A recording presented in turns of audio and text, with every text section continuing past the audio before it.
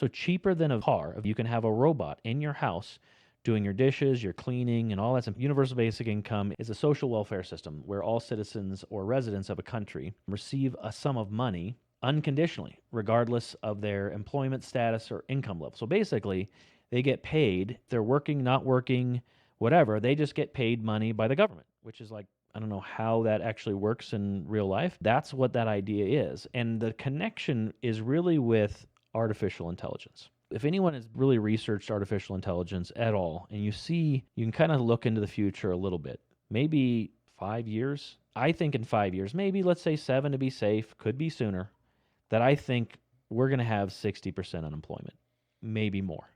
Now, I thought that with artificial intelligence, but now that I've seen the robots that like Elon Musk is producing and can 24/7 can like pick up eggs, but can do a majority of what any human could do 24/7, and he thinks he's going to sell it for under $20,000. So cheaper than a car. You can have a robot in your house doing your dishes, your cleaning, and all that stuff. It's always good at first, Yeah. It's always couched in something that's beneficial. I use, ChatGPT. I try to utilize these things as much as I can because they're tools. But the potential for AI to just take away all of our jobs. I mean, very, very few jobs are going to be in existence in the world. And I know that's a crazy statement, but when you think about artificial intelligence, what it can do right now, what it can do with programmers, I'm sorry to say there is just no future for programmers. Say, oh yeah, you're going to have a programmer sitting around to like oversee. Okay, there's 10,000 programmers. Now you've got 5. Okay, those 5 people, great. They have their job still, but everybody else is gone. It's really actually high educated jobs Wow.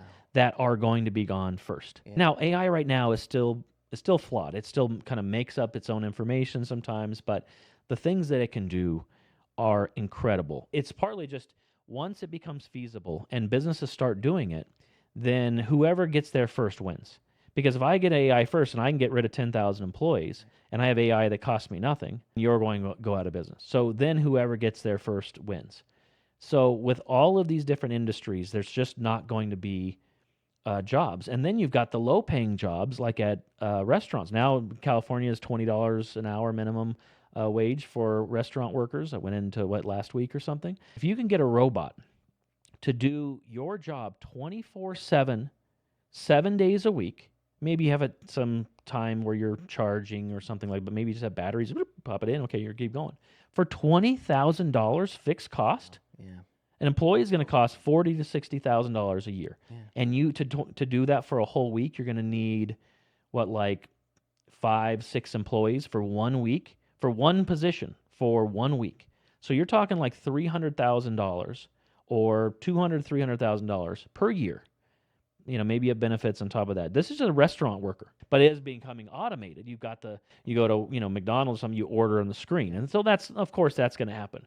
But I was not expecting the actual robots to come for like 7 years, Right. 10 years, something like that. And there's a reason why there was $3 trillion missing dollars from the pentagram. Oh, sorry. That's a Freudian slip. There, yeah. That actually happened to be destroyed by the airplane that flew into the very office that was auditing the missing $3 trillion. I'm just wondering, how are they going to do this, and what kind of pushback they're going to get? Because they're going to get some pretty big pushback. It depends. So AI, that's just convenience. I don't have to pay a programmer. I don't have to pay an attorney. It does AI video editing now. Instead of me spending 5 hours doing something, I have AI do 5 minutes. Like what I'm looking at using AI is scanning books and giving me summaries. So I just input a PDF, and they have those now, but I'm trying to find the best tool for it.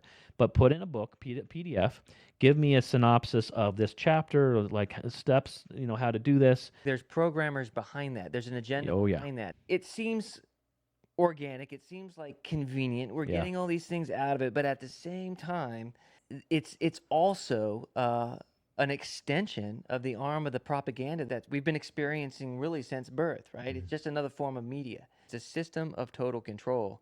There's no way to make sense of this outside of the biblical worldview, because it explains this to a T, and it should give you comfort that Satan's going down. Yep. he's going down, and we're going to live with the Lord forever. Mm-hmm. We're going to live. We're going to live with him forever in a new heaven and a new earth. And if every one of his prophecies beforehand came true, all the rest of the ones that haven't happened yet, you can bet they are 100% coming true.